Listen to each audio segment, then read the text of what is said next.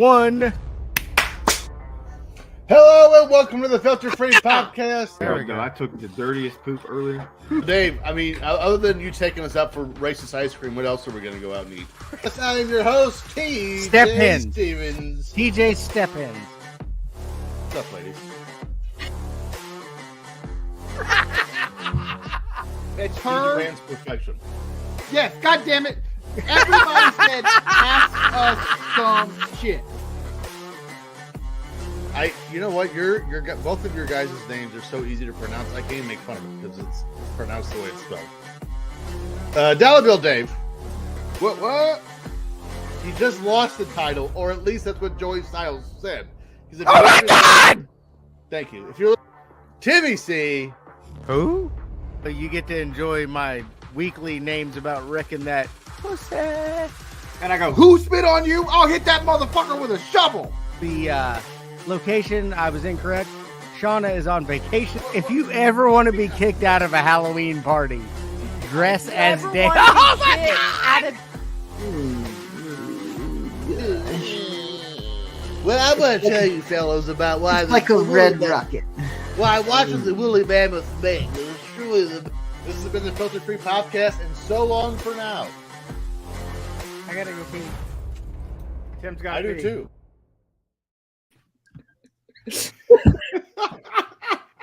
And recording in Audacity in Oh shit! 3, 2, 1.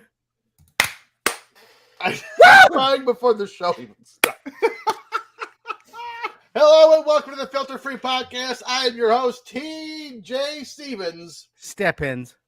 Joining me, as always, Dollar Bill Dave. That was beautiful. And Timmy C. Who? This week. Day! Who day? Hey, the Bears beat the Patriots. How about that? That's like beating your own dick. 33 to Doesn't put up a 14. fight. Football's stupid. We ended the myth of Bailey Zappi. I mean, he still had better numbers than Mac Jones, who was like 1 for 4 with an interception. Mac Jones is trash. Can we agree? Oh, absolutely. Yes. He continues a long tradition of Alabama quarterbacks. You can't do dick in the NFL. I mean, the list is astounding, really, if you think about it. So, okay. I mean, Are we doing footballers? What show is this? no. But it always leads to football. This time of year, everything leads to football. Sorry. Please remember to subscribe and rate this show wherever you get your podcasts. While you're at it, follow the show on Twitter at FF Popcast. We are now on Instagram at Filter Free Popcast, all one word, which I'm pretty sure is how names work. And you can follow the Patreon network at PatreonNet. That is on Twitter. God damn, I did it again. Why are you terrible at this? We are at Filter Free Net on God damn. Twitter. We're at PatreonNetwork.com. Patreon.org/thesaurus boy filter free. Can we have a T-shirt that says Thesaurus Boy whenever we start doing those? Right there, again? TJ. No, it's gonna say Patreon Net is what it's gonna say. Just some Patreon out there running around with a fishing net. Jesus Christ. But this live show here that we're doing, which we literally just decided to do 40 minutes ago. It was like an hour and 20. Thank you for being a dick. But we this is an example of some of the perks you'll get when you become a $10 dummy head. Correct. What else do we have? What else do we have? Well, we have They got paid this weekend. getting paid with Tim and Dave. 7-1, bitches. 7. Quit betting college football. That's degenerate. That's like betting minor league spring training baseball. It's terrible. That's not a thing. I went 5-0. Really? You think you can't bet minor league spring training baseball? What is minor league spring training baseball? The Marlins is minor league spring training baseball. They're terrible. It's like watching the Marlins play the Reds. Who had? Ooh, Yeah, that too. God, put a bag over my And head. the Marlins playing. Where are you gonna go? In like Butte, Montana. Who Can it be in Lukenbach, Texas? who had the worst record this year in Major League? Probably us. I think we lost a Hundy. Solid hundo. Let's Fucking find out. losers. I love that our owner at the beginning of the season said, "Well, where are you going to go?" Well, apparently, like across the street to Anywhere else? Paycor Stadium, because the Bengals don't seem to be having any problems filling that bitch up. But you will also get That girl Yeah, just I smacked mean, Nikita there's Lyons so on much the stuff. ass and it jiggled. what? By Why the way, do you're all Can wrong. you not pay attention? The Washington Nationals were the worst team in baseball this year. That makes sense. 107 losses. Their first came baseman's close. name is Joey Meneses, so that makes sense. We almost got there. But you will Man-asses. also get Cincinnati What? did drop a hundo in losses. TJ's got a couple shows, got some Murder Was the Case that they gave me. What? Isn't that the name of your show? Murder Was the Case that they gave me? What am I, Angela No, Lansbury? that was Snoop Dogg. Never mind. I don't know. You Murder didn't was put it the in case the that notes. they gave me. You didn't put the shit in the notes this week. Murder was the case that they. Oh, gave you want to me. know why? No So funny mo- story. No gin and When I juice. made this format, I picked a show from last October. Oh, well, I can't very well tell you the names of all the products we have because we have so many. Evolution know. of Evil. Evolution of Evil with the fun director Justin in the Bay. We have your interactive booking, Wrestling Rewrite. yeah, D-Bag Debonaires. See what happens when you ask questions, they get answered. Okay, I did. I try. It's called a setup. In entertainment, Oh. it's called a setup. I was Mm. throwing it to you, and you like, nope, don't want that. That shit out of my kitchen.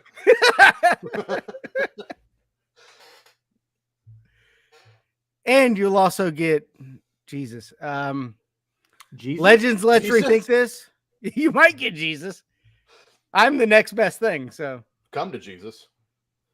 he did one time to me. Who's what?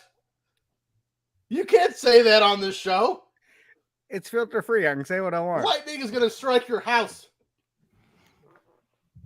All right, Sabu, settle down. Yeah, come on, man. It's gonna fuck up your internet. Jeez, Who's DK Dub? Potty mouth. me fool. I know, moron. Oh.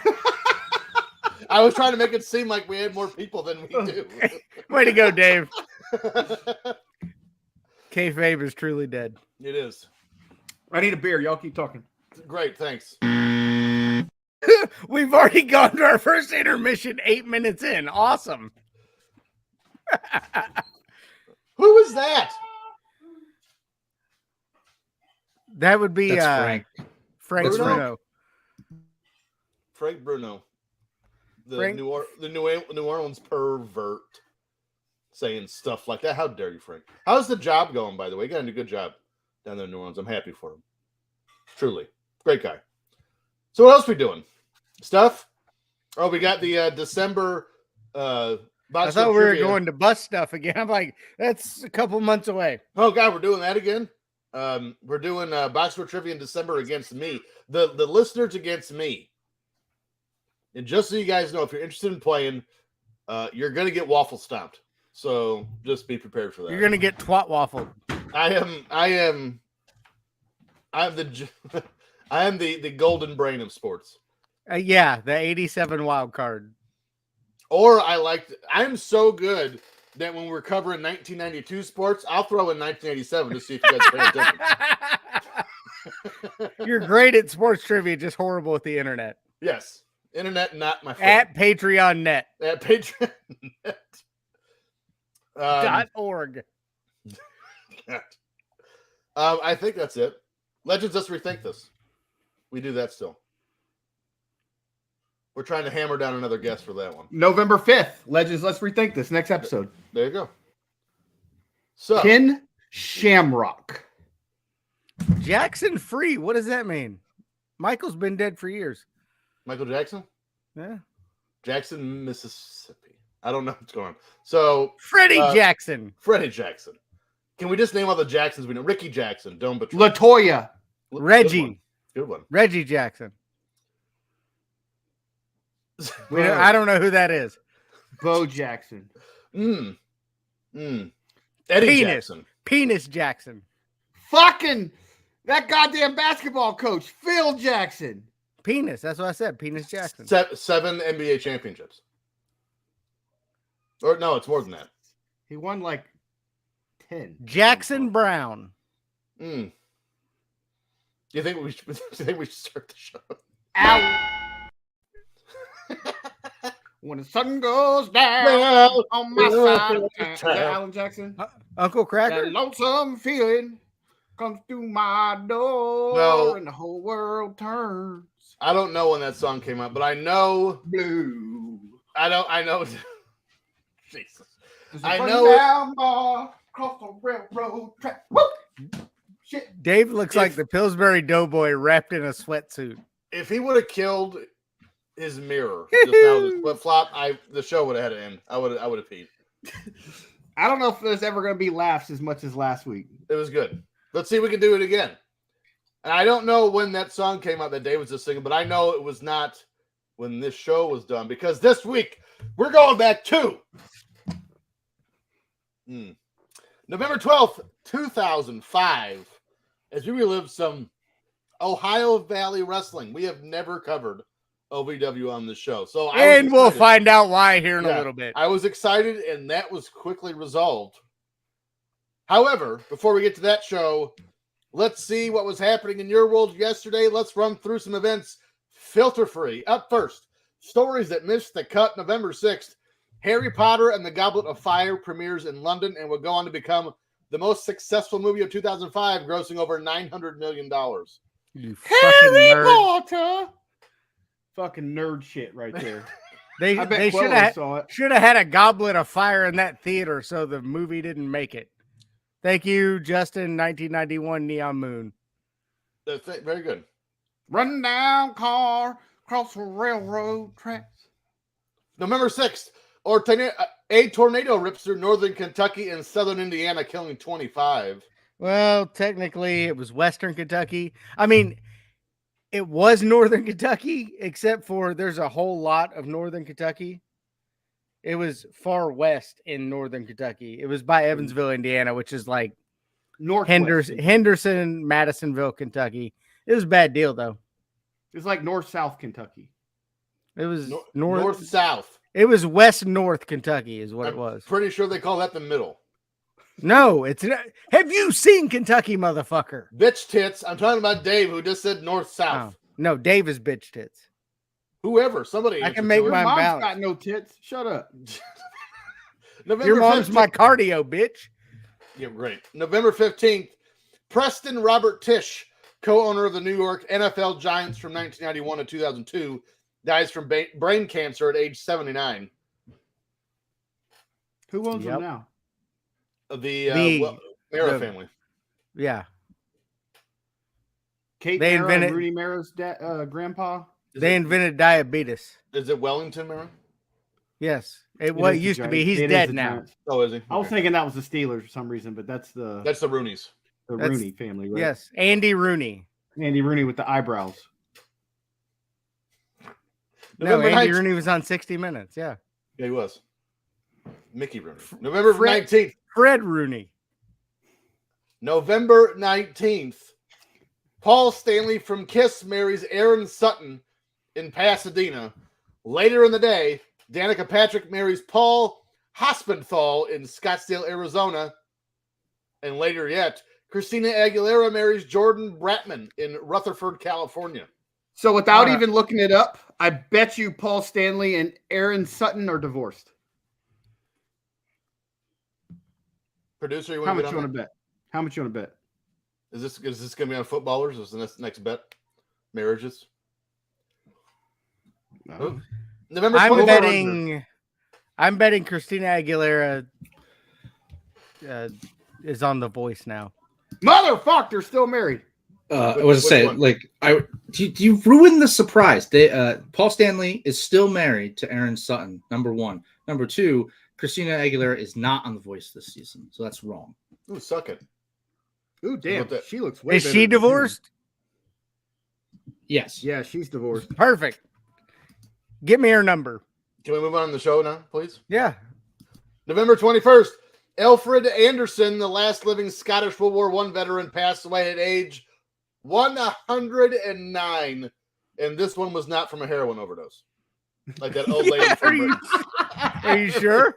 Did Pretty you sure. check cause Died of at death? 115 from a heroin overdose. It didn't say. It didn't state it. So November 26th, Stan Berenstein, the creator of the Berenstein Bears, passed away at age 82. I love that, man. Man, those were my favorite books growing up. Rest in peace, homie. Absolutely.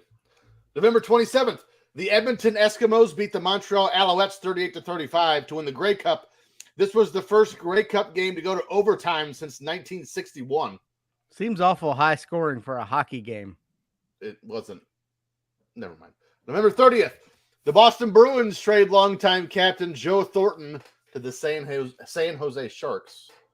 And that was stories that missed the cut. Stories in the wheelhouse. November 12th. This week, we're going to start off by heading to the College Gridiron as number 5 LSU heads to Tuscaloosa to play number 4 Alabama.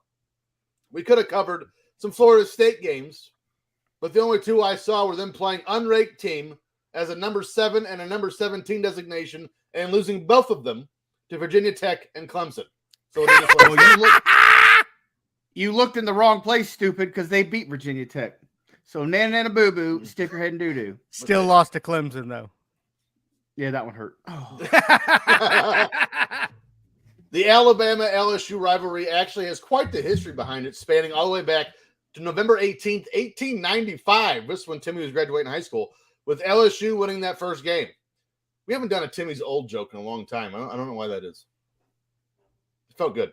However, Alabama has since dominated the Bayou, going 55, 26, and 5, with Alabama having both the largest victory at 47-3 in 1922 and the longest winning streak in the feud at 11 from 1971 to 1981. The matchup turned into an annual matchup in 1964, and there's some rather odd facts about this feud. All time, Alabama is 29-9-2 in Baton Rouge, losing only one game out of 18 from 1965 to 1998. But since 1981, Alabama is 7-12 at home against LSU, while the Tigers are 4-17-1 as the home team. There have also been 4 overtime games played between the two schools since 2005, 2 in Bama and 2 in LSU, and the road team won all 4 games. Overall, only 39% of the games played between the two have been won by the home team. Even in 1988, when Alabama first opened Bryant-Denny Stadium in Tuscaloosa, they lost that year at home to LSU, 19-18. Just saying, last time LSU played Florida State won. Was that 1989? That was this year, bitch. On my birthday. On my birthday. Was there nothing better going on in the world back in 2005 than some boring-ass SEC game between LSU and Alabama that ended with a final score of 16-13? I mean, we could have covered Yentl again. Other than the biggest draft bust in NFL history, Jamarcus Russell, playing in this game, what else is there to discuss? This is a fun story. Although this game was broadcast on CBS, ESPN's College Game Day chose to be at this game, which I still never understand why they would choose to be at a game that they're not fucking broadcasting and it's on a rival network. With that being said, Florida State Seminole legend Lee Corso chose the LSU Tigers to defeat the Alabama Crimson Tide in his weekly headgear pick. What is the headgear for LSU? Tiger? It's an elephant. Fucking tiger. Oh, it's a tiger, you dope. I thought Alabama. Should be fucking Joe Burrow at this point. Settle down. All right, TJ, your ability to pick up trash amazes me. You should be a garbage man. You literally picked the worst draft pick in NFL history versus Brody Croyle as your story. Mm-hmm. All right, let's do it. I like it. After being drafted by Oakland, Russell immediately incited conflict by engaging in a contract holdout until the second week of the 2000 season. You're a fucking rookie. What are you doing? He made his first professional appearance on December 2nd, December 2nd, 2007 against the Broncos. On December 23rd, 2007 against the Jacksonville Jaguars. That tells you where we're at. Russell threw his first career touchdown pass, a 2-yard pass to Zach Miller because it's hard to get 2 yards. He finished the game with 7 completions on 23 pass attempts for 83 yards with 1 touchdown pass, 3 interceptions, and a lost fumble. Holy shit, they drafted him number 1. Pretty good. Russell made his first career start. By the way, he didn't start that game that he did all that dumb shit in, yet they still started him. Against the San Diego Chargers, he was intercepted twice and lost a fumble, which led to 17 points off turnovers for the Chargers. Number 1 draft pick. Okay. In March of the 2010 offseason, NBC Sports described Russell as, quote, annually and incredibly overweight. So apparently he showed up incredibly overweight every year. Saying Russell often criticized for a perceived lack of conditioning. He arrived at minicamp. By the way, he's a quarterback. He arrived at minicamp weighing 290 pounds, up from his initially reported weight of 271. Motherfucker showed up as a defensive tackle. He showed up as late era Undertaker. No, he didn't. He was much heavier. Undertaker was 290 towards the end. On May 6, 2010, the Raiders released Russell mercy killing, thank God. But do you know who was better than Jamarcus Russell? Everybody. Everyone. Do you know who was not better than Jamarcus Russell? I mean, the first part of that question kind of answers the second part. Well, no, there's one person that is not better than Jamarcus Russell. Your ex-wife. Achilles Smith. So much audio to cut. Under Siege star and definitely allegedly sexual predator Steven Seagal. He ain't in jail, bitch.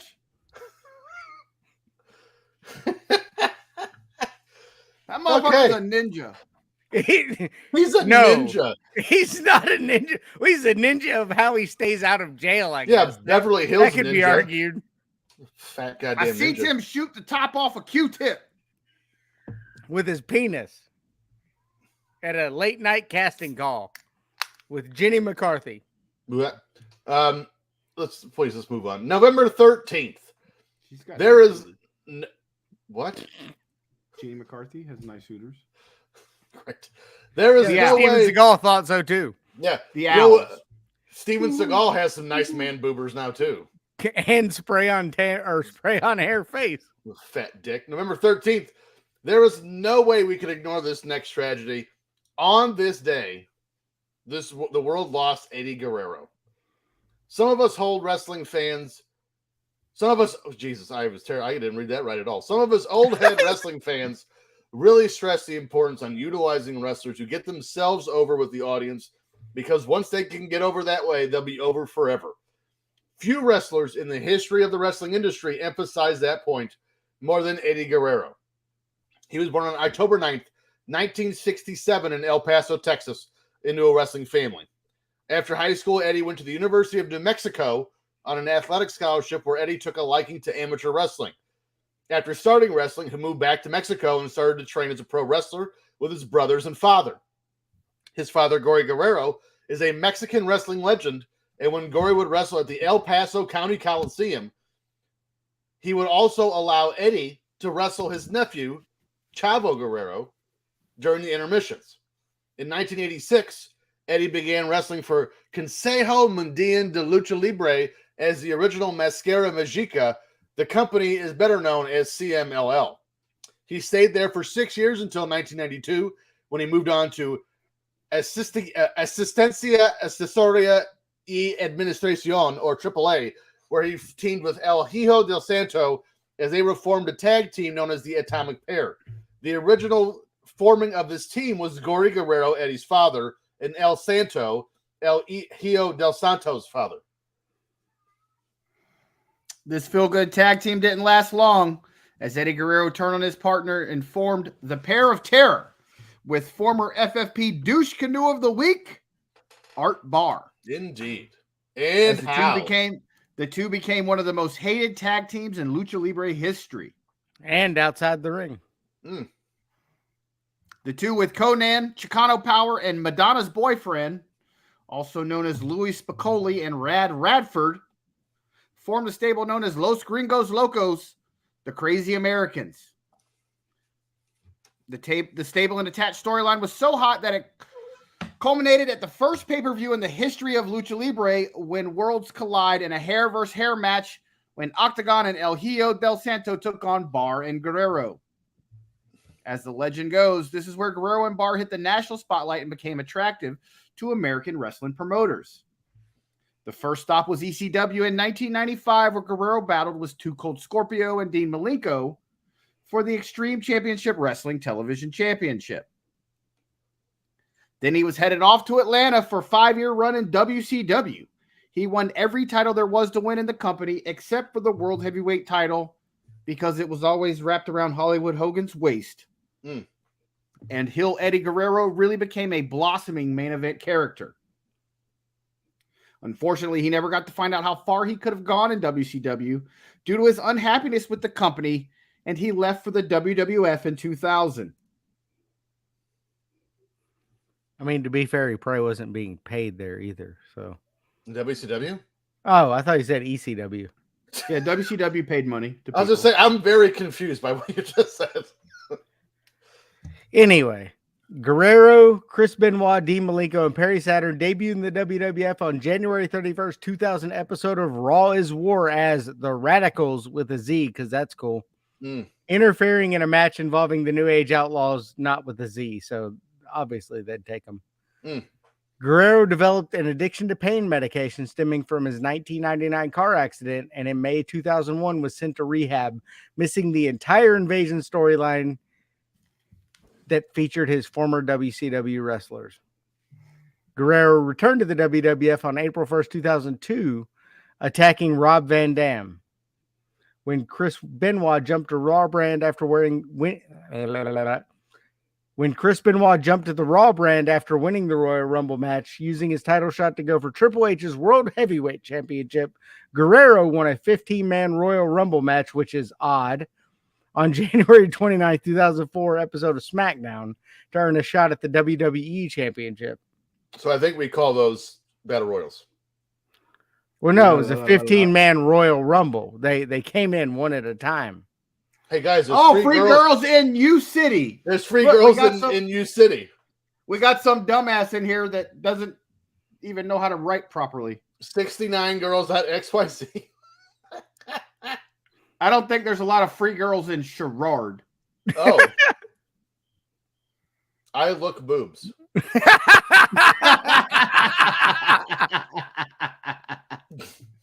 Wow. What is going on here? Okay. James, where did you post this link at? Craigslist? You weirdo? Craigslist. We're on the back page. Yeah.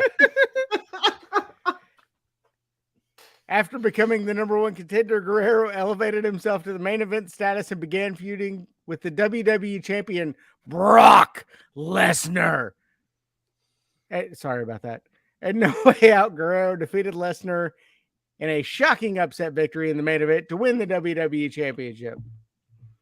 All right, look, guys.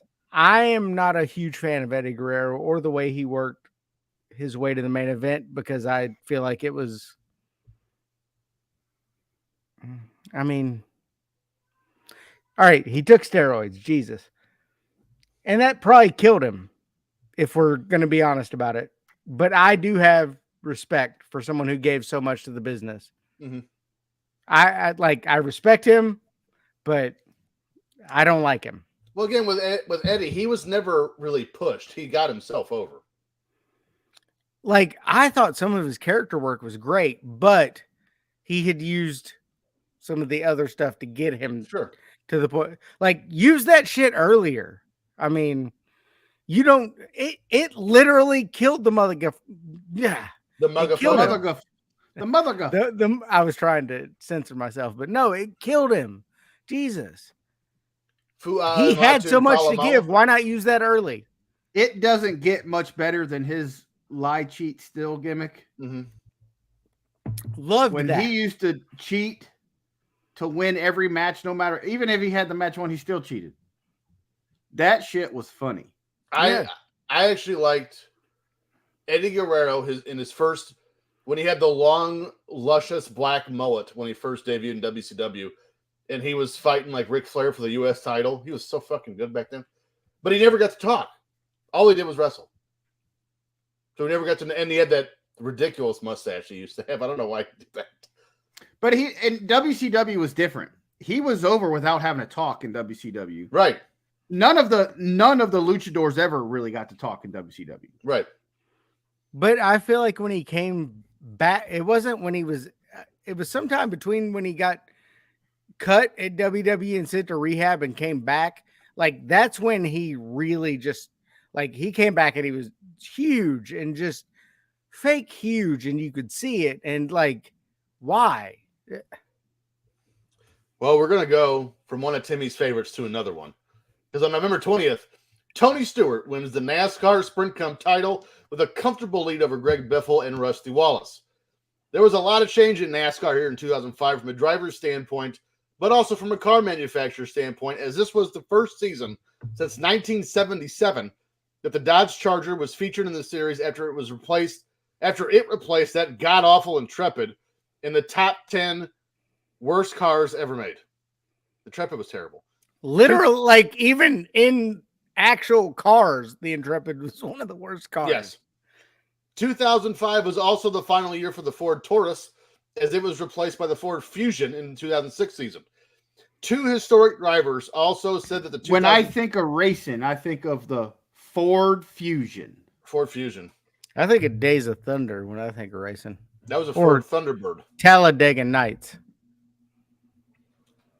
Where's that at? Two historic drivers also said that the 2005 season would be their last in the form of two Hall of Famers, the number 2 of Rusty Wallace and number 6 of Mark Martin.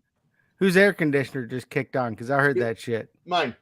Now, ultimately, turn that shit off, bitch. It's wintertime. It's the furnace, and it just turned off. Now, ultimately, what's up, fuckers? Ultimately, Martin would run over half of the schedule until 2013 for Hendrick Motorsports in the number 5 car, and then Childress in the number 01 Army car. But this was indeed it for Rusty Wallace.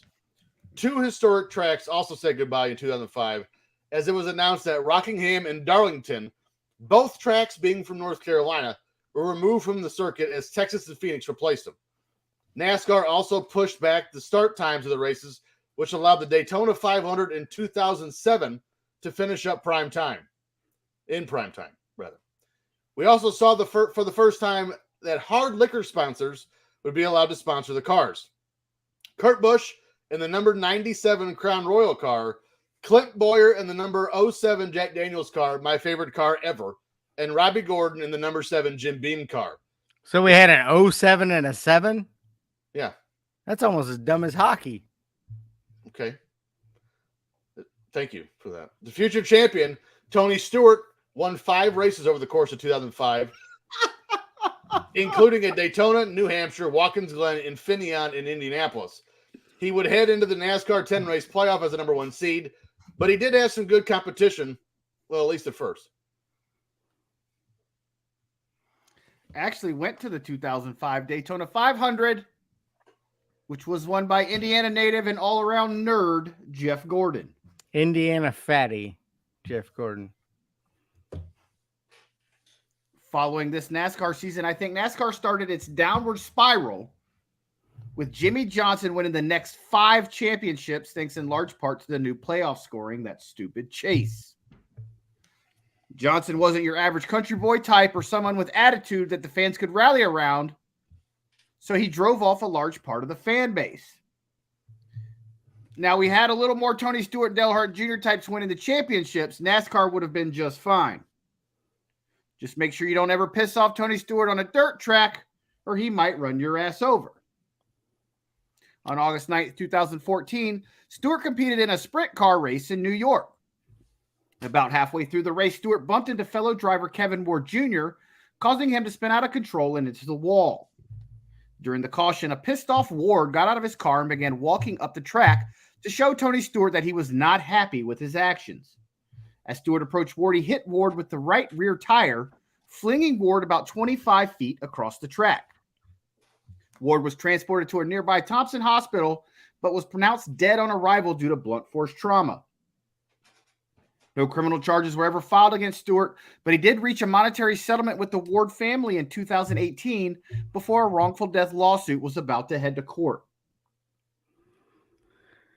All right, guys, I'm not going to dignify fat-ass Tony Stewart here. He was an asshat, but I don't think he meant to kill the kid. No. No, he meant to spit dirt on him and got too close and tapped him. He wanted to teach him a lesson, and it fucking killed the kid, though. That's the thing. He should have served time for it, but it was brushed under the rug because he's fucking famous and rich.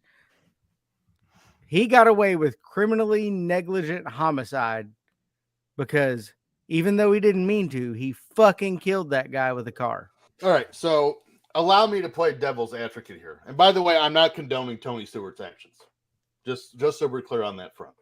However, every race the drivers participate in, there is in NASCAR, it's a part of your contract, but in like these local races, you have to sign a waiver, an insurance waiver. Hold on, saying that under no circumstances are you allowed to get out of the car while the race is going on. Now, even though the race is under caution, the race is still going on. So again, I'm not condoning what Tony Stewart did, because I agree with you guys. I think they tried to piss him off a little bit and got too close and tagged him. But under no circumstances are you supposed to get out of the car. So, I mean, let's take that into consideration too. FYI, the next year, NASCAR instituted the rule that you could not get out of your car. Right. Well, everyone did across the board. Yeah. So, no, like I said, I don't think he was trying to kill the kid, right. But it is definitely, allegedly, by the definition, criminally negligent homicide. Yes. Well, let's move on to this. Move on from this awkward topic. And that was weird. I don't know. I mean, I like Tony Stewart. I remember waking up to that. I was actually on vacation in North Carolina when that story broke. Here's how I feel about it. Tony Stewart accidentally killed a guy and is still a better person than Steven Seagal. Wow. Bitch, get out of here. Bitch. Under Siege was the shit. That's right. Under Siege 2 was even awesomer. Awesomer. Let's move on. He almost had Jenny McCarthy till he sexually harassed her. Let's see that. Should have been sitting there. What? See He that didn't go to gooch? jail. Should have been sitting there. Let's go to November. Let's go. Just run far. November 22nd. My wife ever sees Steven Seagal and told her just walk the other way. Yeah, because if you kiss him, you're going to get some of that spray on hair in your mouth. November 22nd, in a time where the country is yearning for a real news reporter, this year, 2022, is the 17th anniversary of the retirement of one of the best newscaster anchors ever, Ted Koppel.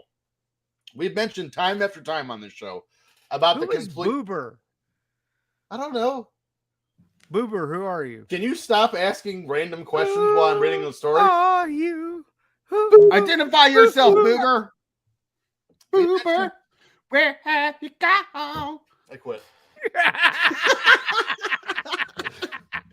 Boober, haven't seen you for so long.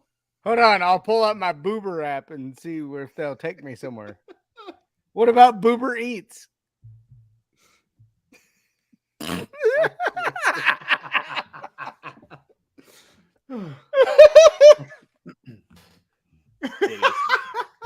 We've mentioned time after time Like on a this show. four-armed asshole. Good Lord.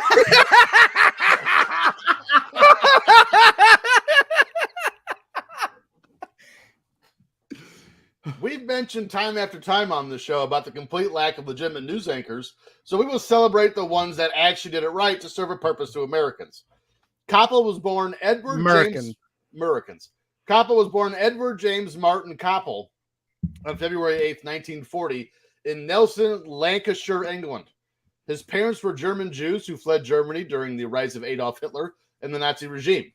His father operated a tire manufacturing company in Germany, so as a way to get the family out of the country, the Home Secretary of England invited him to run the factory in Lancashire and also promised they would be protected in the event of a war. However, in 1939, after World War II had officially kicked off, the factory was moved, and Koppel's father was moved to the Isle of Man, where he was considered an enemy alien and imprisoned for over a year and a half. Whoops. What is the Isle of Man? I don't know. I don't live there. I want to go to the Isle of Woman. Is that a serious question? Isle of Poon. So Isle of Man. The Isle of Man is an island in the UK. So why was he imprisoned? Because he was. I just said he was considered an enemy alien and imprisoned for a year and a half. He was a German Jew. I'm not arguing with you. Why does England suck? Come on. Can't even keep a prime minister for 6 months. The following year, Ted was born.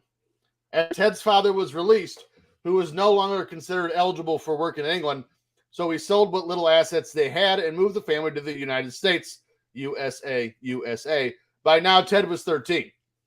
In the States, his mother was a singer and an entertainer, and his father opened up another tire factory. Koppel seemed like he might be good at it. Making rubbers. He's very good at it. Koppel started to admire the radio legend Edward R. Murrow, especially after hearing Murrow cover the bombing of London, and this inspired Koppel to become a journalist. What'd you say his name was? Ed Born Edward James Martin Koppel. Yes. Where the fuck do you get Ted from? Ed. Ted is a Shouldn't he be Ed Koppel? No, Ted is a pseudonym for Ed. No, Ted is a pseudonym for Theodore, stupid. Ed Koppel is a horrible news anchor name. Hi, I'm Ed. Here's what's happening in your world today. No one cares, Ed. You say Edward. Welcome to Kentucky. I'm Ed. I'm Eddie Koppel. Eddie Koppel. Eddie Koppel Jr. You'll never be on the news. Yeah, Ed. Eddie Prather. Especially if you taking edibles.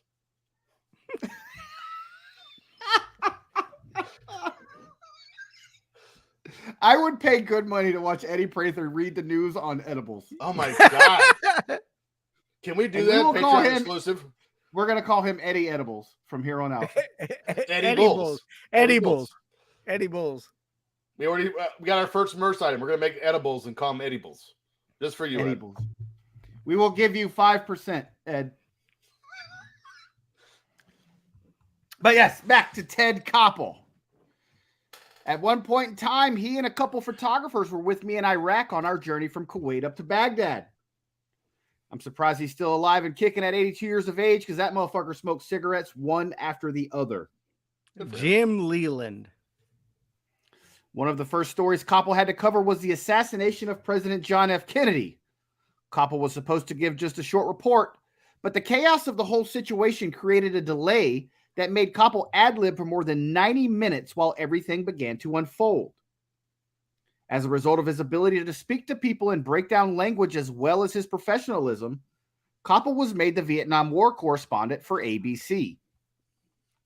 Over the next 15 years, Koppel would cover the Richard Nixon scandal and was a mainstay on the news scene except for 1 year in 1976 when he decided to stay at home and help raise his children so his wife could complete her education from Georgetown Law School. If you're marrying a lawyer, you should just quit and fucking not work anymore. I mean, to be fair, he probably made more money on TV. Just saying. True. But I'd have made her quit. ABC News president Roone Arledge was upset by his decision and demoted Koppel from the anchor position. What a dick. In bros before hoes, man. In news? That's what Dan Rather's motto was, actually. I think he signed off with it most nights. I'm Dan Rather, bros before hoes. You know why I stay on the air for 45 years? Fuck their dreams. That's how. Fuck Georgetown. All right. In 1979, Koppel covered the 444-day Iran hostage crisis in a special that was entitled The Iran Crisis, Americans Held Hostage. The show was hosted by Frank Reynolds, but eventually Koppel joined Reynolds and the show became known as Nightline. Koppel stayed on the show for 25 years before retiring in 2005 after 42 years with ABC. It's a pretty good run. Koppel acquired 42 Emmy Awards during his career and now resides near the Potomac River in Maryland. Maryland.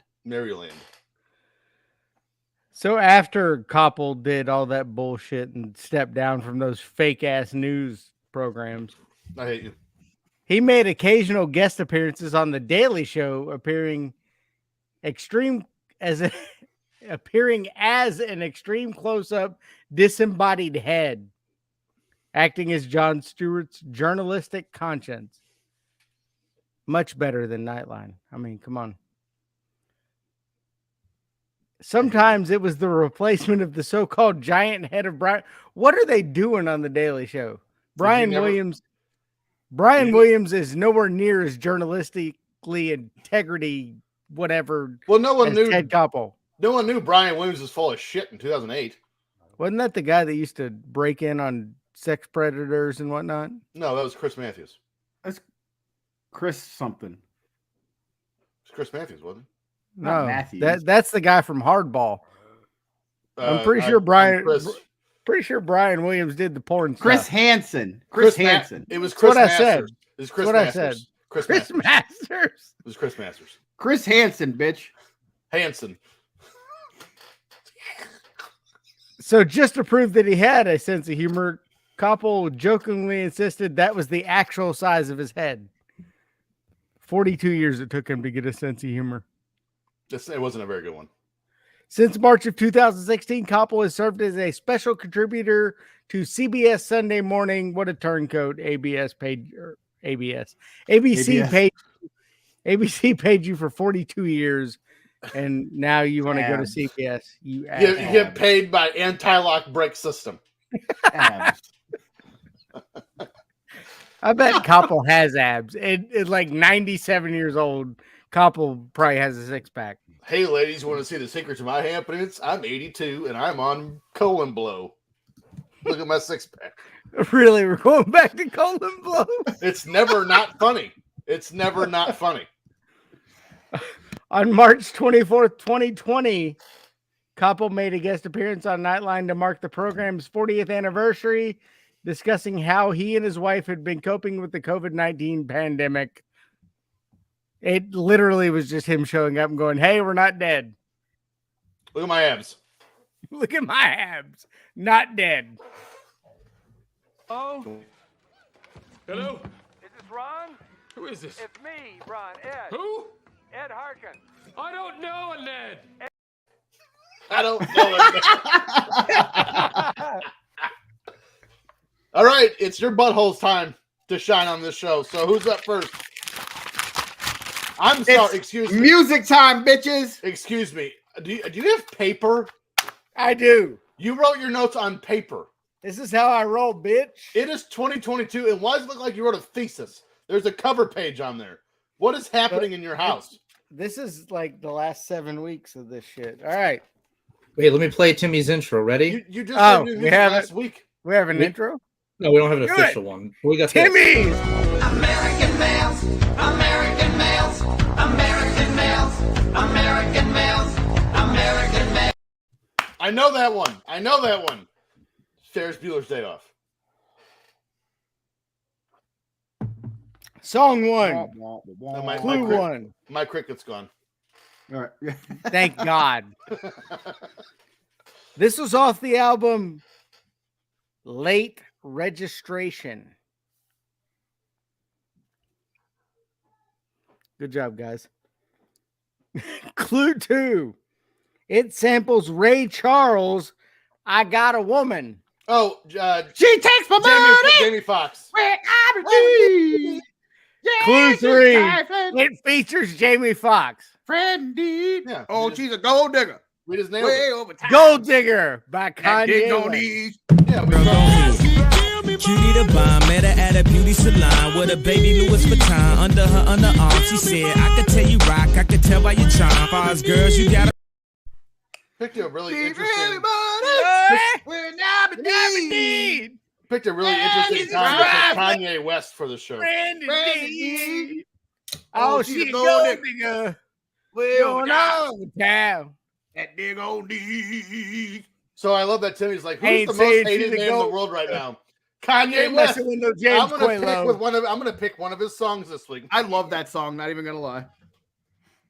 It's All catchy. right. Song number 2. Kyla, This we've was all prenup. Yeah. You got to stop the last song before I can start a new one. No, go ahead. My back hurts. Song 2. This was the third single from the album Monkey Business. Sean Jones is a fucking. Sean, that's That's what was your stupid clue? oh yeah, monkey business. Monkey Business. Monkey Wrench. Third- Foo Fighters. Third single off Monkey Business. Good job. All right. What a huge Clue hit. 2. You might eat this band on New Year's. Matchbox 20. Pussy. No. Did you say eat this band or Yes. hear this band? You might eat this band on Jimmy New Eat Black Year's. Eyed Peas. Jimmy Eats World. Thank you. All right. So Black we've Eyed Peas, established the bitch. band. The lead singer has lovely lady lumps. It's Fergie. Chumba My Wumba. humps. My hump. My My hump. My hump. My. Oh, I'm gonna do the angel twerk. Why? Why? Check it out. I drive these brothers crazy. I do it on the daily. They treat me really nicely. They buy me all these ices. Don't you All right. think about it? My other clue was going to be the lead singer pissed her pants on stage, but That was not her. that was her. Was Yeah, Fergie it? peed her pants one time. She Yeah, had pee on the Fergie guy. pissed her Oh, pants. I thought about the one that peed on the guy. No. no, that's- Fergie That was a did different that. one. But then we have the clip. Which I'll go By the way, find. Peeing I'll on find the it guy. We're fighting. Peeing on the guy does not do it justice. She power washed that dude's face. Correct. I hope she ate asparagus beforehand. You know she did. And she was like, I'm gonna piss on some dude's face tonight. I treat my ladies nice. I eat pineapple before they come over. Hey, you fatty. You want me to pee on your face? Get up here. Song number 3.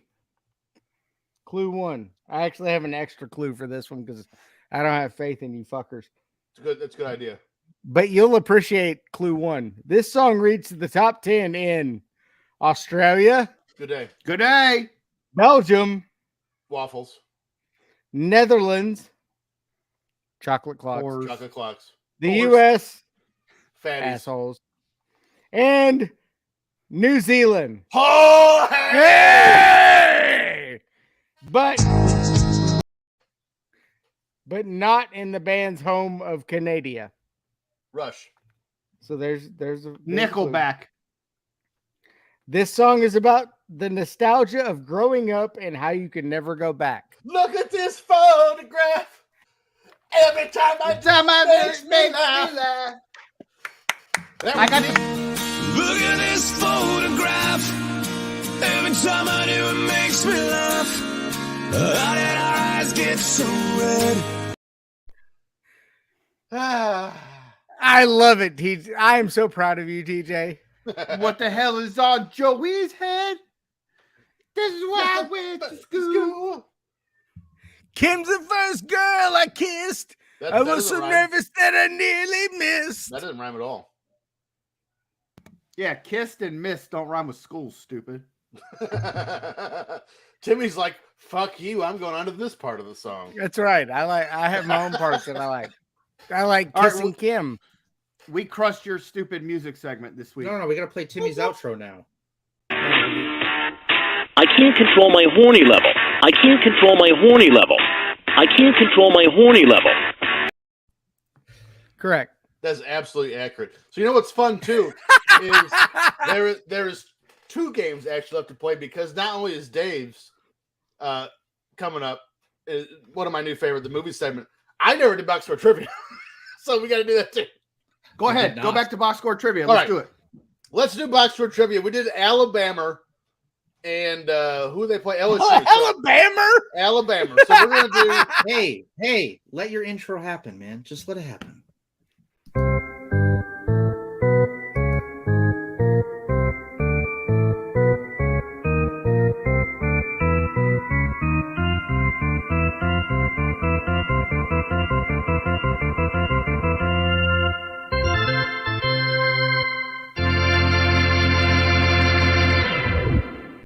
How the fuck does Vince Coleman still find his way in there as a Met, nonetheless? So this one is going to be interesting.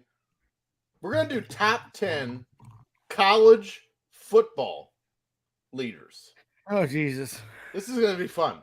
So we're going to do, I think Dave's going to do better on this than Timmy is. So we're going to do top 10 passing yard leaders for quarterbacks 2005 NCAA. We'll do 2. We'll Chris Winkie. We'll start off like Chris Winkie graduated in 2001, you stupid Chris idiot. Winkie was already dead from old age in 2005. Everyone knows that. Passing yards leader 2005, Jamarcus Russell. No. There are some doozies on Vince this list. Young.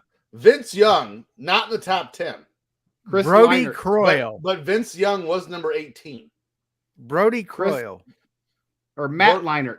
Brody Croyle, no. Matt Leinart, number 4, Good job, 3,815. Stafford. Matthew Stafford, no. Who's the Oklahoma one? There is no one from Oklahoma in the top 10 or the top 20. Give us some schools. Okay. Yeah. Number 10, Houston. Colt Brennan from Hawaii's got to be one. Sean Jones. Colt Brennan, number 1, 4,301. Rainbow Warriors, baby! University of Ohio. Number 9's from Fresno State. 8's from Akron. Jesus fuck. No wonder we don't know any of these. They're all from the MAC. Number 7's from UTEP. Brian Brom from fucking Louisville? No, he's not on here. Number 6, Northwestern. Number 5, BYU. Number 3, Notre Dame. And Brady 2, Quinn. Texas Tech. Number 3, Brady Quinn. He's of your Notre Dame terrible. Fighting Irish, 3,919. So that was 3. Texas Tech would be the head coach of Arizona Cardinals now. What's his name? No, it wasn't Kingsbury. So here's your top 10. Number 10 from Houston, Kevin Kolb, older brother of Mike. Number 9 from Fresno Mike Kolb's State. gay lover. What? That's not how that works. Number 9 from Fresno State, Paul Pinniger. Number 8. I thought you were going to say Paul Pierce. Number 8 from Akron, Luke Getzey. The Zips? Yes, the Akron Zips. Number 9 from UTEP, or number 7 from UTEP, Jordan Palmer. Number 6 from Northwestern. Little brother of Carson Palmer. That is true. Number 6. By the way, Jordan Palmer has produced way more great NFL quarterbacks than Carson Palmer would ever think about being. Okay. Number 6. He's a coach. Is he? Well, he does like development work. Right. Oh, that's right. He did Joe Burrow. Literally. That's gross. Number 6 from Northwestern, Brett Bazinez. Number 5. Brett, never heard of her. Number 5 from BYU, John Beck. And number 2 from Texas Tech, Cody Hodges. Wasn't John Beck a closer for the Giants in the That was Rod 80s Beck. or 90s? The same Chicago thing. Cubs legend Rod Beck. That's what I said. We're going to move to rushing touchdowns leaders for 2005. Again, we're going to do top 10. Reggie Bush. And again, we'll do 3. Reggie Bush tied for 8th with 16. Kajana Cardell Carter. White. What's the white guy from USC? There's Cardell very White? very few white guys at USC. Number 1. Lindell. Lots of them at Lindale White. UCLA though. There you go. Number 1, Lindale White, 24 from USC. Need one more. Texas. Let's see. Texas. They were very Cedric Vince Young Benson. heavy. So here's No, he was with the Bengals at that point. We'll do schools. So, and actually, no, Cedric Benson was a Bear. He was his rookie year. Lorenzo Booker. Lorenzo White. No. Lorenzo Neal. No. So we got Lorenzo's Oil. Stop the fuck up. Chris Henry. No, Chris He's Henry. a wide receiver. We got Missouri, Northwestern, Washington State, Northern Illinois, Texas Tech, West Virginia, Northern Illinois. I remember that guy, Michael. Tony Romo. No, that was Eastern Illinois. Minnesota, Memphis, Wisconsin, and Louisville. Oh, Ron Dane. Ron Dane was like 99. He won the Heisman in 1997. Well, I thought he might still be there. Who knows? Yeah, he was a doctor, so they let him play college all the way through. Well, he sucked with the Giants. I thought they might let him go back. Who were the Maroney? Lawrence Maroney. Nope, no Lawrence Maroney, the Golden Gopher. That was a good guess. Really good guess. I think this was the guy after him.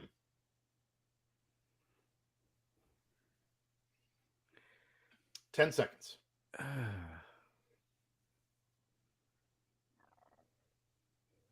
There's one on here that you guys are going to hear and you're going to go, what the hell? But, I mean, it's Who just died? Who's the guy that just died that played for the Cowboys? Was it Maroney?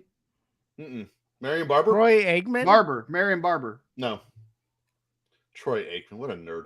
So here's all tied for 8th with Reggie Bush. Brad Smith from Missouri. Oh. Tyrell Sutton from Northwestern. And yes, D'Angelo Williams was one of them, producer. Jerome Harrison from Washington State with 16. And Garrett Wolf was from Northern Illinois. Chicago Bears legend Garrett Wolf. Tied for 6th, Steve Slayton from West Virginia.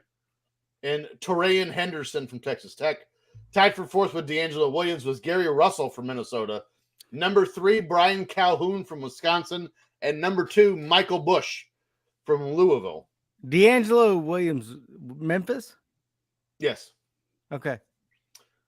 On to sack leaders for 2005. We'll move on after this one. Let me look at the list here. There's a good one on here. 2. Actually, no. There's 2 on here. You should know. So I'm gonna go 1. You can give me 1. And again, like we did before, this college football. Here's the top 10 schools: North Carolina State, Eastern Michigan, Louisiana Monroe, Mario Williams. Mario Williams, number 4, North Carolina State, 14.5. Here's the rest of your top 10. Tied for 9th with 10.5. Brandon Guillory, Louisiana Monroe. Kevin Howe, Eastern Michigan. Manny Lawson, North Carolina State. Tied for 7th from Oregon, a phenomenal defensive lineman named Anthony Trucks with 11. Tied with Tamba Hali, former Kansas City Chief, with 11. From Penn State. Number 6, Georgia, Quentin Moses. Number 5, Utah State, John Chick. Number 3, Willie Evans from Mississippi State. Number 2, Dan Bazuin, Central Michigan. And number 1 with 20 sacks from Louisville, Elvis Dumerville. Look at Sean Jones go, dude. Sean Jones is going to beat you in December. Absolutely not. He's going to kick your ass. Well, I mean, he's at his computer. He's at Google at the ready right now. No. That has been Box Sports Are you Trivia. Googling Sean Jones? Are you Googling? Are you cheating? When Timmy gets done taking a shit, we can do. Yeah, I had to pee so bad I could taste it. So Your eyes were floating? Yeah, they were. I think I heard a shot. I think I heard a shot. I think I heard a shot. It's so much. It's like somebody turned a fire hydrant sideways. Like That's what? so gross. What is your thought in the process if you're the guy on stage? Because I'm being waterboarded. Clearly, he's a pervert. I'm giving up the names to all my terrorist friends because they're waterboarding me. Yeah. Clearly, he's a prevert. So, I mean, he was looking forward to that. But you think after 7 seconds, you're like, son of a bitch, will you stop? I can't breathe. I need air. All right, Timmy's back, so we can do movies. The fuck did I miss? All I the heard lady was peeing on the guy's waterboarding and. The lady peeing on the gentleman's face. Oh yeah, that was There's bad. so much. Gallons. We're talking gallons. It was like when you first poured the drain plug out of an oil pan on the bottom of your car. It was so or much. a boat. Dave a knows boat. all about those. He's got 2. All right, y'all. It's time for Dave's Faves. Have you seen it? How many we got? Hi, folks. It's Brett the Hitman Hart, making all your wishes come true with Aladdin, the magical family musical. I am the genie of the lamp. You've never seen a genie like me. What a fucking dork. It's a genie with a Canadian accent. He didn't even try to change it. He also said, I'm Aladdin. He doesn't even know the name. My Lord. All right, so I'm going to read off. And if you guys don't guess it, we're going to give the some of the viewers a chance. Sean Jones, put your phone down. So here we go. Movie number 1. This movie grossed more than $97 million worldwide on a $72 million budget. Harry Potter and the Goblet of Fire. They made like $10 trillion, stupid. Yeah, it made more. And their budget was way bigger than that. That's all right. Hint number 2. I preferred study last week. A psychological study of a Marine's state of mind during the Gulf War, told through the eyes of a U.S. Marine sniper who struggles to cope with boredom, a sense of isolation, and other issues back at home. Let's say, is it Sniper? Sniper. No. The last, this will give it away, stars Jake Gyllenhaal and Jamie Foxx. Black Hawk Down? No, dumb fuck. Is that the one where Jake Gyllenhaal gets split personality? No. Oh, then I got nothing. No, you're wrong, T-Rob. I thought it was called Sniper. Sean Jones, waiting on you. You got anything? Prather, Amy. Hey, what happened to Ed? What happened to Ed? Did he take an edible? Tara Lynch got it. Jarhead. Good job, Tara. I forgot yes, that. Sir. You the maggot whose father served in Vietnam? Sir, yes, sir. Outstanding. Did he have the balls to die there? Sir, no, sir. Too fucking bad. That guy is trying so hard to be Arlie Ermy. It's ridiculous. Yep. All right, here we go. I like that you called everyone out and Tara's like, eh. Yeah. Actually. Got that. She hasn't been talking in a while. I didn't know she was still here. All right. I almost just read the title like a fucking dummy. Don't do that. It's going to ruin the game. So apparently Tara has seen it. Here's the title. Now you guess my clues. This was a remake from a 1968 film by the same name. Ocean's 11. No, stupid. The film grossed more than $72 million worldwide on a budget of $45 million. Ocean's 12. Shut up. Here we go. A widowed Coast Guard admiral and a widowed handbag designer fall in love and marry, much to the dismay of his 8 and her 10 children. Oh, Cheaper by the Dozen. Cheaper by the dozen. No, dumb fuck. 8 children and 10 children is not a dozen. Yeah, but with the 2 parents. Cheaper by the dozen. Just the 10 of us. All right, I'm gonna give you the people it stars. Stars Dennis Quaid and fine ass Rene Russo. Vince Russo? It helps me none. All right. I don't know. Lau. Yeah? What do you think of this one, honey? Please. It needs a little swag. A scooch of Gucci. Like... Why is Jerry O'Connell in there? Never seen it. Tara, help us. Cheaper by the dozen and a half. That's what I said. I stand by it. Yours, mine, and ours. Never heard of it. Fucking terrible. Never heard Can of you it. pick a movie someone has seen? Sean's watching ice soccer, so he's not even paying attention. Hey, to this the segment. Blackhawks are winning. Well, he wouldn't have seen this trash ass movie either. All right, last movie. This one went straight to DVD. Fuck, I'm out. I saw this movie in the theater. I love this movie. Blade Trinity. This movie grossed more than $50 million worldwide.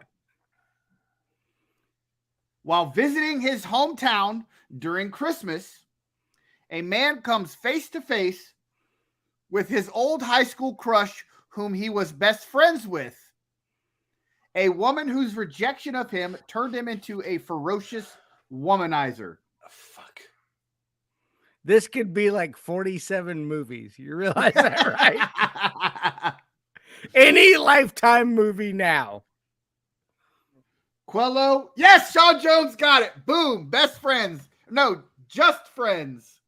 Just friends. Show the clip. So he didn't get it right. Motherfucker. Announced him I got winner. 2 more clips. I have 2 more hints left, but fuck those guys. Someone in the crowd stars Ryan incorrectly. Reynolds and Amy Smart. Just friends. I synced it. I just watched it the other day. It's so I fucking synced funny. it. I might have got the name right. Tommy. Well, that was an interesting Christmas. I'm sorry. I'll pay for everything. I'm not here to collect.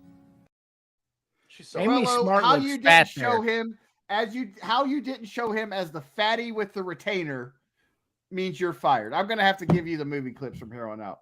She is so hot. Amy Smart is looked fat smoke there. show. No. She is Yeah, smoke no, show. she's not. I love her in Road Trip. She was wearing a Where he 4-inch sings her thick boobies? turtleneck. Yes. How many couches died? So, All right, so how many of those movies have you seen, Tim? 1, 2, or 3? None of them. I've seen none of them. You haven't seen any of those? No. The list was intense with the retainer. Awesome. Yes. I saw two. Come on, Quello. You really failed me. I saw Just Friends. So, are we ready to start this wrestling card? No. Let's do it. Fuck. We're going. You want to do that right now? Yeah. I mean, I live like 4.5 hours away. This wrestling is terrible. We're going to Ohio Valley Wrestling. I almost redid the intro to the show. We're doing Hello Ohio and Valley welcome to wrestling. Hello and welcome to shit. This is November 12th, 2005. Your announcers are Dean Hill and Al Snow. I was actually excited to watch this show because I've never watched OVW and I've heard all these good things about it. We start the show with an interminable... They were wrong. Interminable test pattern and alarm sound that lasted what seemed like days. It was 3.5 minutes. And now we see Dean Hill and Al Snow as they announce that Matt Capitelli will face Johnny Jeter on tonight's show for the world title in a 2 out of 3 falls match. We will also see Ken Doane defend the TV title against Brent Albright. Ken Doane, red hot here, coming off his win over Bobby the Fuck Lashley. The fuck Lashley? What? Bobby the fuck Lashley. Ken Doane beat Bobby Lashley in OVW. What is happening? Match 1. The Beast and Mike Mondo against Chet the Jet and Seth Skyfire for the Southern Tag titles. The Beast, you now know as the late great Chad Gaspard. The match is the first time I've ever heard Al Snow on commentary, and it's not great. Not a great start, and it didn't get better. This match does a decent job of showing the strengths of all 4 members, especially the power of Gaspard. However, the speed of the champions becomes too much as Chet lifts and throws Skyfire for a second rope leg drop on Mondo for the win. Well, thanks for ruining my comment. Listen, shitbrick, I put the notes in first every show for the last year and a half. So if you don't want to read them, that's not my fault. Is that Chad Gaspard? Great job, Who? you. Wow, good job. How'd you pick that out? Good job. Tim's a special kind of slow this week. Jesus. Rest in peace to the Beast. Thank you for reading my one note. That was all you had. Is that Chad Gaspard? I have another one. It's coming. Just wait on Mike Mondo is former Spirit Squad member Mikey. What a fucking gimmick that was, huh? Give me an S. S. Okay, thank you. All right. It's about So- the length of the Spirit Squad right there. I never had ever heard of Chet the Jet or Seth Skyfire on the interwebs. And there was nothing on these dudes. Nothing. Nothing. They are janitors at high schools in Louisville, Kentucky, as we speak. Yep. So Mondo, Chet the Jet, and Seth Skyfire were definitely too small to ever make it in Vince's world. But this match wasn't bad. The guys were just small, and they never had a chance in 2005 WWE. Correct. Gaspard's the only one that made it. But let's be honest, he never did anything meaningful in WWE either. Well, I mean, yes, he did.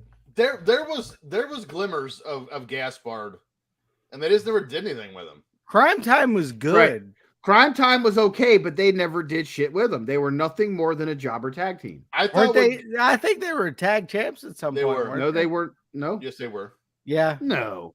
Yes. I thought when Gaspard turned on JTG and turned heel, if he just would have dominated for a couple weeks or months, he really could have been something. They just never. He feuded with Ted DiBiase Jr. And then who is that asshole that rode his lowrider bicycle to the ring for like a month? Feuded with him. Undertaker. That was not the Undertaker. No. Yes. Crime Time never won the WWE tag titles. Pretty sure they did. I'm looking it up right now. You're on Wikipedia. That's full of shit. It's fake news. They never won it. I'm telling you. God damn it, Dave. Let me call Ted Koppel. You keep giving me these damn YouTube clips where I pull it up on my TV and it looks like fucking Tecmo Bowl instead of wrestling. It was god awful. We'll have to send out the link so people can watch Terrible. It was awful. Oh my god, dude. It was like watching 1987 black and white TV. And I don't know what the finishing maneuver is, but it is horrible and it looks like it can kill a motherfucker. Well, they didn't kick out of it, so it worked. By the way, well, it's fake. You realize that, right? It's not real. By the way, they did win the tag titles. No, they did not. Him and JTG were 2-time OVW Southern Tag Team champions. Not WWE, stupid. It's their development system. It counts. I'm going to kick you in the head when I see you next. I can't wait to see you again. Now we see a shot of the address for the next OVW Invade show in Louisville, and I may have to start watching these shows just for the music. It's the first of 77 times you see it. It's a lot. Like, it's half the show. Next, we see highlights from last week when Doan beats Lashley. I still can't believe I just said that out loud.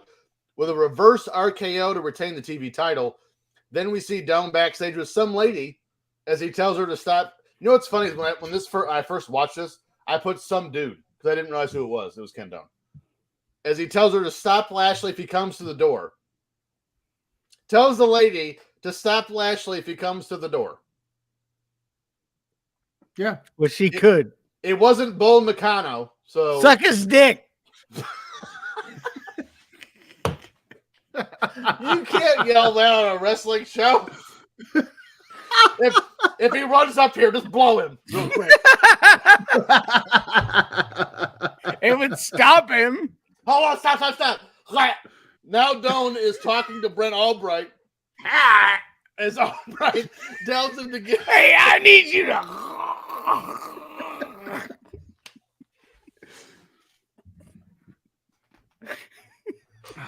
I killed DJ.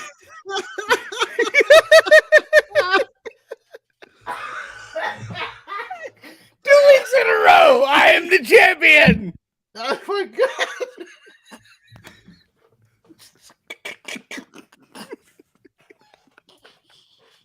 Fuck his dick.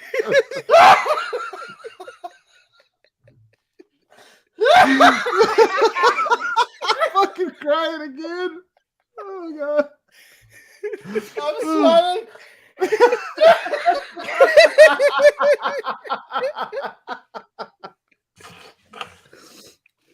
Oh my God. Where am I at? Oh God. I just spit all over his computer. What an ignorant fuck.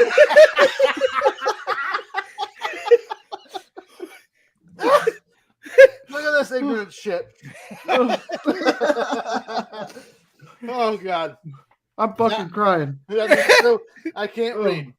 Now Doan is talking to Brent Albright as Albright tells him to get out or tap out, which is the worst motto ever. Doan attacks him only to get cross-faced.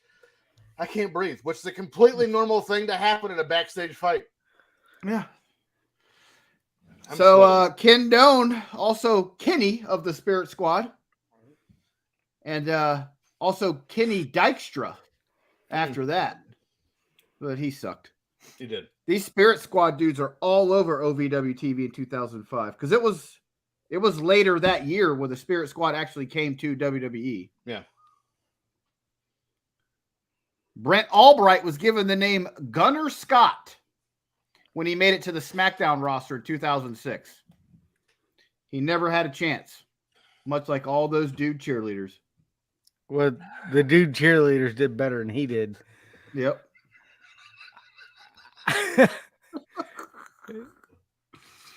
I never noticed that Kenny Dykstra kind of looks like Johnny from The Karate Kid. Oh, good one. Good call. He does. I mean, that was I terrible. always thought he did. And can you imagine a time where Kenny Dykstra would pin Bob Lashley? Bob Lashley? Bob Lashley. Oh, Bob. Bob Lashley down the road. Bob Lashley getting pinned by Kenny Dykstra. Can you Never. imagine a time where Kenny Dykstra would pin Robert Lashley? I mean, come on. Am I right? And come then on, Bob.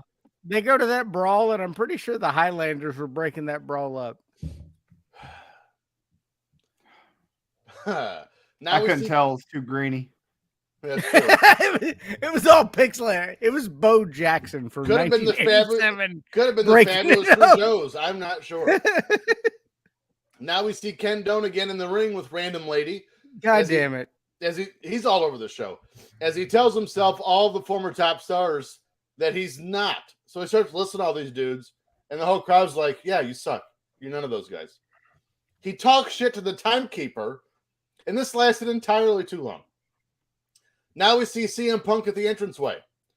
Now the fight begins as Punk is due a title shot for the TV title as the ref rings the bell several seconds after the fight started.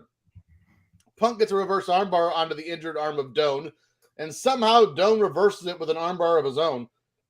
Now we get a ref bump as Punk goes back on offense with Albright, comes out, and Punk fights him off, and Punk gets the win and is the new TV champion. I was upset when I watched this match that Ace Steel didn't run out and bite someone. That should be his finisher. I was just upset. I thought that was the perfect time for former WCW World Heavyweight Champion and Florida State Seminole legend Ron Simmons to come and make a run and get him a new title. I mean, I'd be adding all kinds of shit to that. Nice. But OVW newcomer CM Punk comes in and wins the television championship, and this leads to a feud between Punk and Brent Albright. Best feud of his career. Punk and Albright would battle each other for the rest of the year, and Punk would eventually lose the OVW television championship to Aaron the Idol Stevens, a.k.a. Damian Sandow, in January of 2006 in a three-way match that included Albright. Stevens. The yeah, real exactly. Stevens. No, it's mine. When Kenny Dykstra goes through the list of people that he's not the next of, he should have said the next superstar. Because Bob Holly. Not that either. Rob Holly, according to Timmy. And Bobby what is Holly. CM Punk doing here? Is he here to bury somebody? Of course, he's here to bury both of them. Fucking CM Punk. And who knew this would be the high point of CM Punk's career? The U.S. champion of OVW. He's a TV champion. Whatever. Same thing. And who is he buried? Huh? Tony Did All I- right, let me get my lister stutter? out here. Did I Hold stutter? Young Buck. Well, I think he buried it fucking in weird. Maria. We talked about that earlier. Maria Kanellis. Maria? Yeah, he buried it in her. They were like dating then when this was. Pretty sure he buried Alberto Del Rio at some point. Alberto Del Rio was he- a former WWE champion. I'm pretty sure he beat Punk for the title. He tried to bury MJF, but he wouldn't allow it. Incorrect. He tried Fuck to bury you, MJF. Pueblo. What do you mean? He's trying to bury Adam Page. Basically, the entire elite.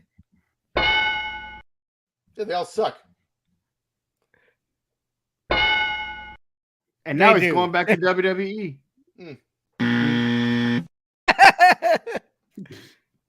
NXT. You're gonna say CM Punk hasn't buried anyone? Yeah. I think you hit the wrong button. Mm-mm. Mm-mm. Correct. Yeah, CM Punk ain't buried shit. Go ahead. Go on. We're going to have the conversation off air because I'm very confused. But speaking of burying the bone, now we see Maria Kanellis chasing down Punk to get a statement and a grach. And Punk says he's thankful for Ken Doane being such a great TV champion, and he hopes to live up to the lofty standards Doane set.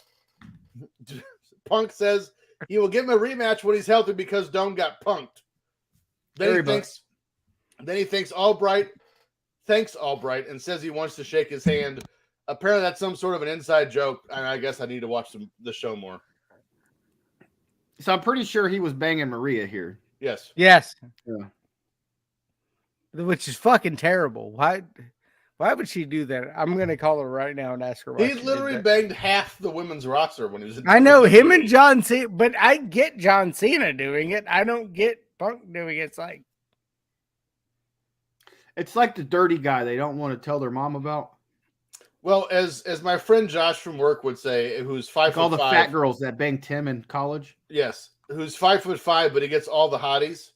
And you ask They him loved every 30 seconds of that. You ask him how that happens, and he goes, "TJ, I'm just a general fucking joy to be around." I don't believe it. I've met CM Punk. That ain't happening.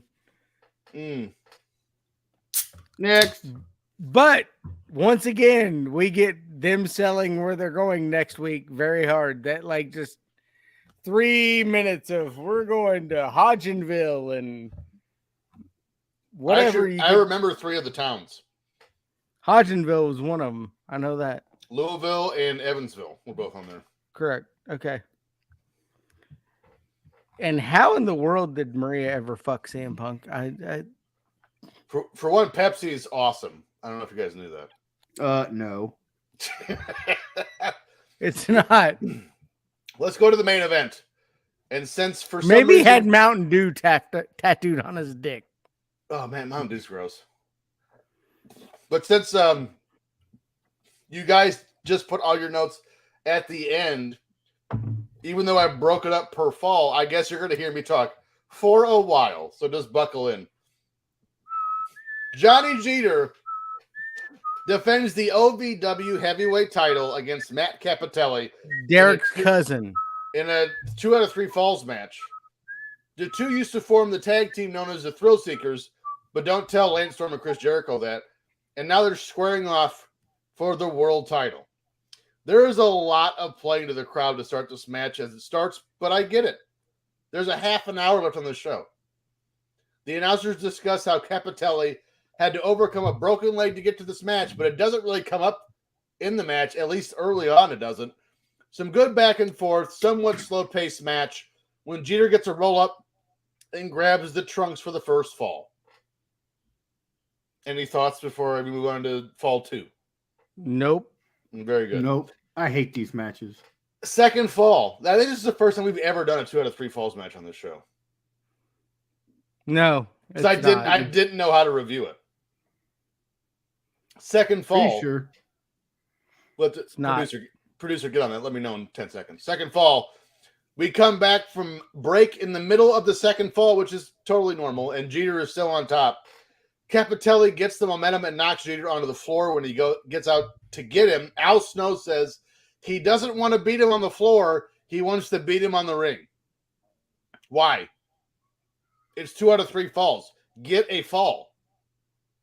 So we've got a while until the end of the second fall as Jeter just pummels Capitelli. So let's go into some background while we wait. Capitelli broke his leg on the July 31st, 2005 edition of OVW when he broke his fibula in a match against the Blonde Bombers, Chad and Tank Toland, after landing badly after a suplex. This kept him out of action until the beginning of October. More on this later. Jeter is straight up dominating this entire match when he goes to the top for a top rope spinning heel kick, but misses, and Capitelli gets the cover and the win for the second fall. Fall number 3. As we come back, Capitelli is finally getting some sustained work on top. Finally, in the third fall, Jeter dropkicks Capitelli in his previously broken leg, and now Jeter goes to work on it. Let's go back to the Capitelli deep dive, but from before. Spoiler alert, Capitelli wins the title here. And the WWE actually had plans to bring Matt up to the main roster, but in December, he would be diagnosed with a grade 2 or 3 astrocytoma, or a brain tumor. In February of 2006, he announced it was cancerous and surrendered the OVW title. He was released from WWE in January of 2009. He was also famous in the WWE ranks because of when Bob Holly beat the shit out of him during a practice match and then concussed him at a house show in April of 2004. I'm starting to think this far in my life, kind of fuck Bob Holly. He's kind of a bully. Yeah, he did that to people a lot. Yeah. After the WWE released him and his wife started a Christian clothing company called Faith Inc. We lost Matt on June 29, 2018 at the age of 38. Damn. 38. Back to the match. Jeter locks in a Texas Cloverleaf and then lets go because he thought he won. Dumb. When he turns around, eats a super kick for a 2 count. Jeter goes back on top and tries to go for a double axe handle off the top, but eats another super kick, and this one is the finish. Your new OVW champion is Matt Capitelli. The crowd is chanting, "Holy shit," which I don't think is necessary. After the match, he gets raised on the shoulders of the locker room as if he just beat the evil Russian in Rocky. That's how we go off the air. Ivan Drago. Yeah, thank you. I couldn't remember his name. So many Spirit Squad members here. There's a lot. Minus Dolph. But Matt Capitelli is a name that just brings up sadness. He was way too young. And he could have made it in the business. He was good in the ring. He was small, but he was good in the ring. Yeah. So it just sucks that the brain tumor ended his career and his life later on. I mean, just terrible. Yeah. Yes. So after a long, hard battle in which his cancer was in remission, Capitelli actually became a trainer and helped get one Rebel Tania broken into the business. For that, we will be forever grateful. Shout out to Rebel. This was a good match, but I am not a fan of 2 out of 3 falls nor 30-plus minute matches. I have way too much ADD for that shit. Mm-hmm. Correct. I agree. 8 minutes is like good. So you brought it up, Dave, but Jeter is a member of the Spirit Squad, and we're going to call him Johnny. They're so original. They just call them their first names with a knee on the end of it. Yeah. Well, yeah. Yeah. I What was if one was surprised named Dolph. Dave. I was Dave surprised Dolph Ziggler wasn't on this card anywhere. Dave Knee. Dave Knee. Yes. Nikki. Wasn't that his name? Nikki? Yeah. And Capitelli, like you said, was famously beat up by Bob Holly. Jeez. Bob Holly should have been put in jail for what he did to Capitelli on that episode. It was bad. He beat the shit out of him on Tough Enough. Do we have footage? Do we have footage of that? Put it on. Let's put it on. Footage.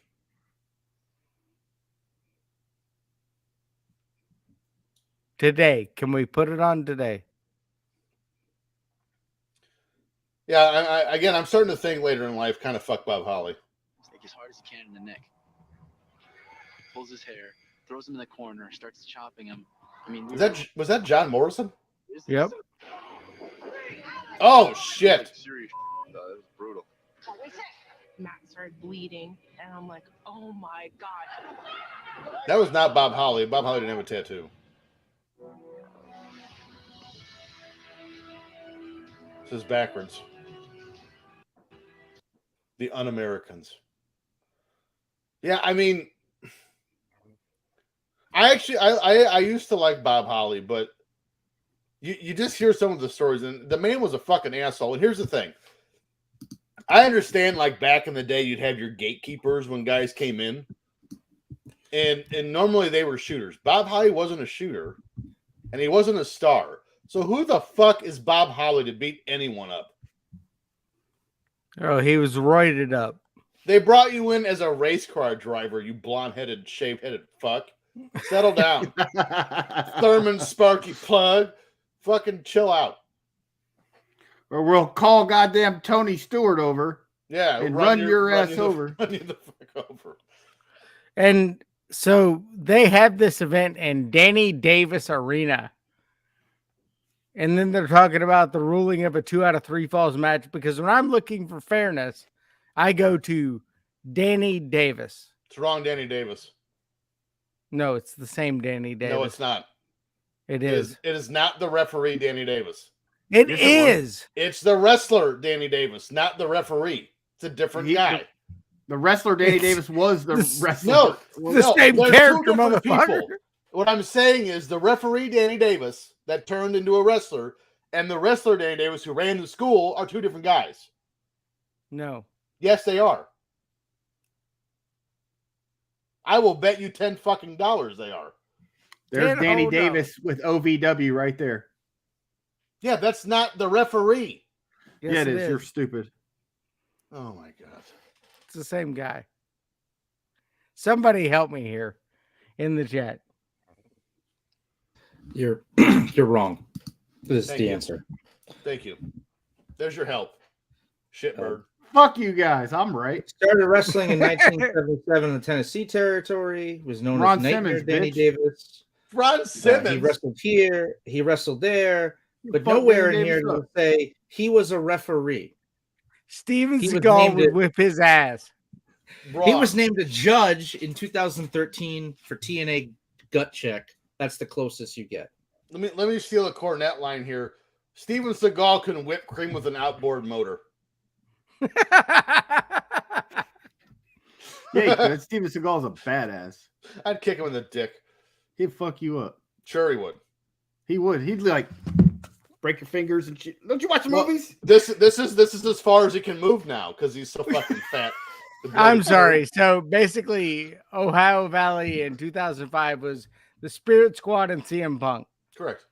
That is the worst wrestling division ever. That's WWE's fault, not OVW's fault. The best thing about this entire show was the name of the referee in the main event. Goose Mahoney. It's great. That's a referee name if I ever heard one. Correct. Show was terrible. I fucking hate you, TJ. I didn't pick it. All right, Dave, I hate you. Thank you. My bad, guys. I'm going to make up for it, though. The show was bad, but I'm going to make up for it right here. We're going to do a little ad read. Oh. For our friends over at Funky Hippo Apparel. You may think they're mad, but the guys over at Funky Hippo Apparel are headed into the festive season of giving and are going big to kick things off. Purchase any Funky Hippo Apparel shirt from their launch, which was last week, until December 9th, and you'll be entered to win free shirts for a year. One shirt per month for 12 months, and there might even be some special goodies in there too. They will pick 2 lucky winners on December 10th from their Canadian and U.S. sites. Hey, and fatties. Let's get funky with Funky Hippo Apparel. Booyah. That's Doug Halliday, buddy.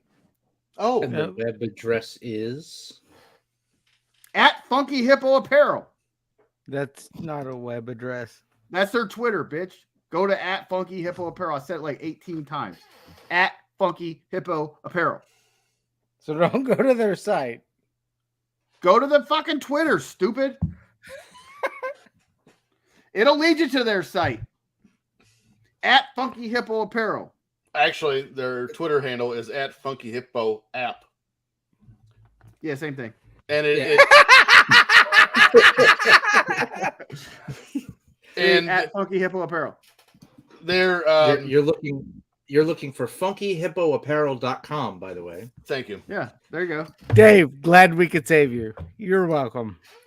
So, if you enjoyed that at read, which I'm sure no one did, including Funky Hippo Apparel, and you enjoyed this show, please let us know. Give us that 5-star review wherever you get this podcast. Make sure to follow the show on Twitter at FF Popcast. Follow the network at Filter Free Net, on Instagram at Filter Free Popcast.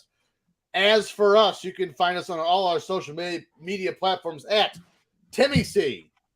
At Timmy C 1979. Dollar Bill Dave. At Dave in the QC.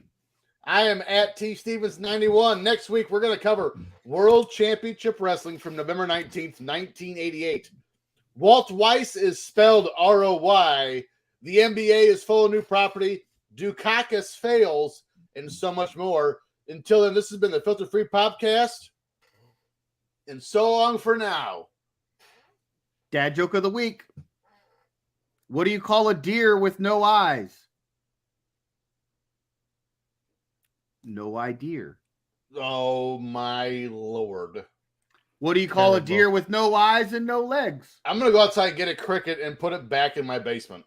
What do you call a deer with no eyes and no legs? Still no idea. What do you call a deer? What do you call a deer with no eyes, no legs, and no dick? Still no fucking idea. Jesus.